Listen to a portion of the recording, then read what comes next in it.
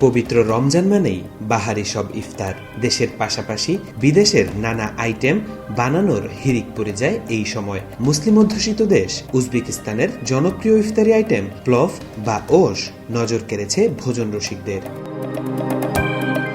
বিশাল কড়াইয়ে টকবগে তেলে ছেড়ে দেওয়া হয় বড় বড় সব গরুর মাংসের টুকরো। প্রায় 50 লিটার তেলে ভাজি করা হয় মাংসের টুকরোগুলো। গাজর, পেঁয়াজ, কিশমিশ ও মধ্যপ্রাচ্যের বিভিন্ন সুস্বাদু মশলা দিয়ে রান্না করা হয় উজবেকিস্তানের ঐতিহ্যবাহী খাবার পিলাফ। খাবারটির স্থানীয় নাম প্লভ বা ওশ। পিলাফ রান্নার প্রধান চ্যালেঞ্জ আগুন নিয়ন্ত্রণ। যেহেতু পুরো রান্না কাঠের আগুনে করা হয়, তাই আগুন নিয়ন্ত্রণে রাখা জরুরি। রান্নার শুরুতে পাত্রে তেল গরম করে তাতে মাংস ছাড়া হয়।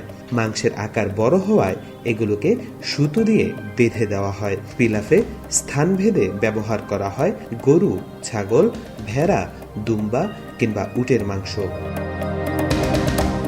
মাংসের রং পরিবর্তন হয়ে এলে যোগ করা হয় পেঁয়াজ ও ফালি করে কেটে রাখা গাজর। এরপর দেওয়া হয় লবণ মিশ্রিত পানি। এরপর একে একে যোগ করা হয় ছোলা, মটরশুঁটি, কিশমিশ ও নানান রকম মশলা। কোনো কোনো স্থানে রসুন ও মরিচও দেওয়া হয়। এভাবে কিছুক্ষণ রান্না করা হয়। তারপর আধা সেদ্ধ চাল ঢেলে দেওয়া হয় মাংসের উপর।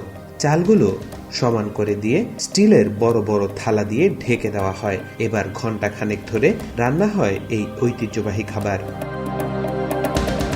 তাশখন্দ, বুশরা ও সমরখন্দের পিলাফ সবচেয়ে বিখ্যাত এবং একটু আলাদা ধাঁচের হয়।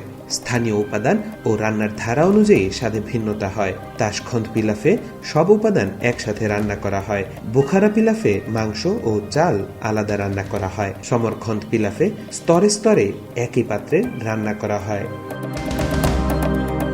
উজবেকিস্তানের এই খাবারটি সামাজিক ও সাংস্কৃতিক অনুষ্ঠানে বিশেষ গুরুত্ব বহন করে।